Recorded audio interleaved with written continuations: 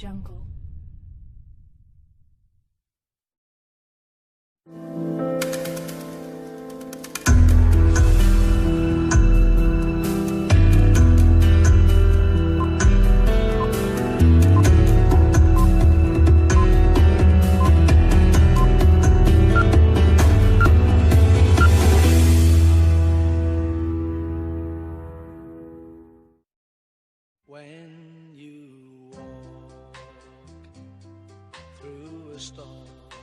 Cross ancora di Floriancis e c'è il gol di testa da parte di Bertelli ha anticipato, bruciato l'uscita di Taylor e ha portato in vantaggio la Cremonese al 10° gol di Bertelli. L'inserimento da parte di Patterson, pericolosissimo. Kitson ancora verso Patterson, Gabbiadini e il pareggio del derby.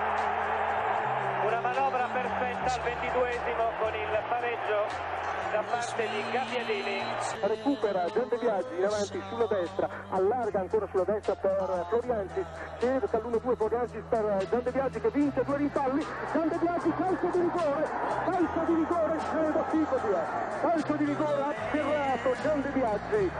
da parte di Forsyth, calcio di rigore netto, indiscutibile mi sembra, splendida esecuzione allora al 27esimo, Gianni Biaggi messo giù in area su una splendida soluzione personale ed è il calcio di rigore e ora c'è l'ueggiare di Wembley contro Nicolini dal dischetto contro Taylor, calcio di rigore. Momento topico, può tornare in vantaggio la Cremonese rimediando al gol di Marco Gabbiadini, parte Nicolini, il suo destro, para Taylor in calcio d'angolo. Mischia sulla tre quarti, ne esce vittorioso Nicolini, molto bello il lancio per Tentoni, ferma Tentoni sulla destra, entra in area, forza su di lui Tentoni, tripla, Taylor a terra, calcio di rigore a favore della Cremonese, stavolta non si può sbagliare, Tentoni ha triplato Taylor che lo ha messo a terra, calcio di rigore, allora vi ricordo amici sportivi, al quarto del secondo tempo, secondo calcio di rigore a favore della Cremonese, nulla da dire, Tentoni messo giù da Taylor, non mi sembra ci siano equivoci possibili ed è Massero dal dischetto, calcio di rigore a favore della Cremonese, ha sbagliato Nicolini, ci prova Massero dagli 11 metri, calcio di rigore numero 2 per la Cremonese, parte Massero, il sinistro, la palla in gol, Cremonese 2, Derby County 1, dal dischetto Massero infila un rasoterra secco e angolato, nulla da fare per Taylor questa volta, 2-1, amici sportivi, il gol di Ricky Massero, abbiamo proprio qui vicino i genitori di Ricky Massero che dopo una grande intensa emozione, i genitori di Ricky Massero, mi sembra che si stia perdendo un po' la compostezza partita della Cremonese, ma c'è il contropiede, Tentoni mettilo dentro, il Tentoni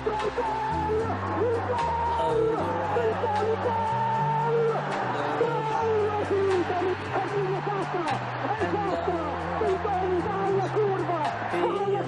risultare, stavolta è fatta 3-1 amici sportivi e si può cominciare a risultare il gol di Andrea del Giants Tentoni, il gol del 3-1 amici sportivi, grande gioia per i 1000 cremonesi accorsi, ecco grande gioia, si scambiano high five tra i tifosi, io me lo sono scambiato anche con il moroso di mia cugina, vabbè insomma lasciamo perdere questi aspetti personali. Allora Tentoni indietro l'ha messo dentro, allora il 39esimo il gol della liberazione.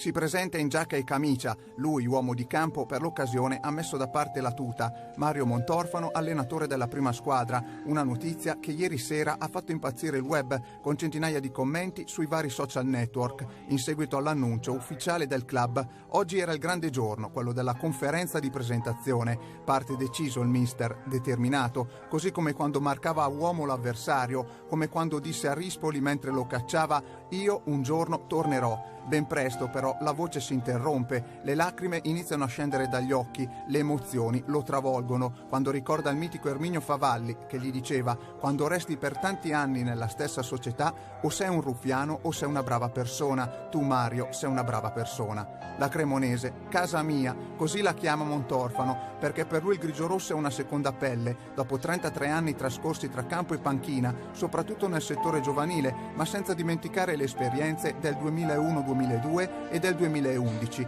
2 imprese, una salvezza in C2 in un anno a dir poco travagliato e un'altra subentrando a poche giornate dalla fine nella stagione macchiata dal calcio scommesse. Ora è il momento della terza chiamata, quella più importante di tutte, il massimo a livello professionale, per usare le parole del diretto interessato. Al suo fianco ci saranno altri 2 grandi ex, Marco Perovic come vice e, sorpresa nella sorpresa, Gigi Turci, cremonese doc e numero 1 della Cremo dei tempi d'oro, come preparatore dei portieri. L'ultimo mese gli ha fatto vivere una vera e propria girandola di emozioni, la morte del padre, la Final Four di campionato e la finale del Dossena con la sua Berretti, ora la grande chiamata, come stare sulle montagne russe, insomma, per uno che ci ha abituato, visto che ha allenato a tutti i livelli, dai primi calci alla prima squadra, dalla Cremonese al Montichiari, senza mai cambiare però, affrontando ogni avventura con serietà, dedizione, spirito di sacrificio, schiettezza e trasparenza nel rapportarsi con le persone, proprio quelle prerogative che gli hanno permesso di diventare calciatore nonostante i tanti infortuni, compreso il brutto incidente di Napoli quando rischiò di spaccarsi la testa, tutte quelle qualità che richiederà, che pretenderà dai suoi giocatori, perché se non avesse lavorato nel mondo del calcio avrebbe fatto il maestro, lì sarei stato l'Alviero Chiori della situazione, ha detto. Lui che è un educatore nato e per firmare il contratto ha avanzato una sola richiesta: poter tornare ad allenare i bambini se un giorno dovesse lasciare la panchina della prima squadra. E allora vai Mario, insegna alla tua squadra cosa vuol dire indossare i colori grigio-rossi.